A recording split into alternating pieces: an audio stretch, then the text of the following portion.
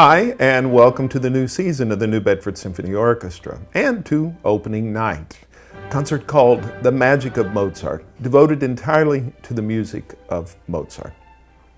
What is it about Mozart? What's the magic?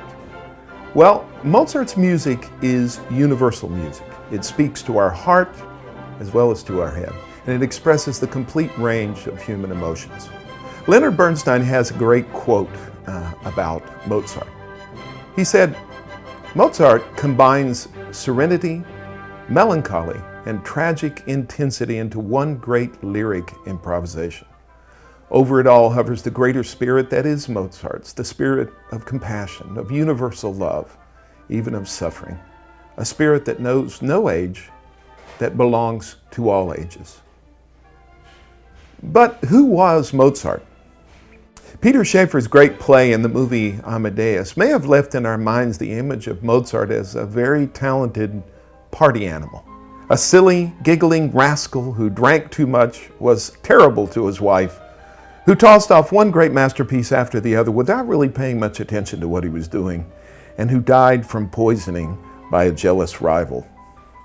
While that makes for great theater and a great movie, it bears little resemblance to reality.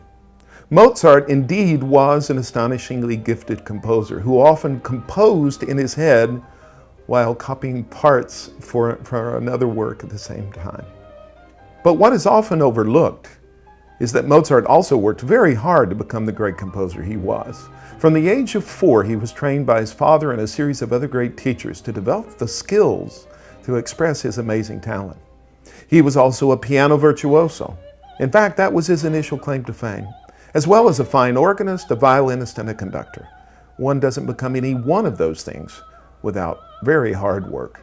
Yes, Mozart was a consummate artist in all respects, with an almost godlike ability to draw down divine fire and create enduring masterpieces of our culture in such a short life. Yet, he was only a human being in other areas of his life. He was a short man, only about 5 feet tall, with unusually small hands, not particularly handsome, quite arrogant at times, short on tact, long on jokes, a lousy head for business, and a bit weak where beautiful women were concerned. And while his death wasn't pleasant, some say it was from a streptococcal infection, others say trichinosis from eating undercooked pork, or several other inventive diagnoses, it certainly wasn't from being poisoned by a jealous Salieri. In short, he was pretty much like the rest of us. A lot of talent, a lot of shortcomings. And this concert will give us a chance to really explore the music of this genius, its passion and its purity, and its power to move us in a way unlike any other composers. We hope to see you at the concert this Saturday at the Zeiterion Performing Arts Center at 8 p.m. And we invite you to check in tomorrow for the next segment of Classical Coffee as we dig into the first piece on that program, the overture to one of the greatest operas of all time, Don Giovanni.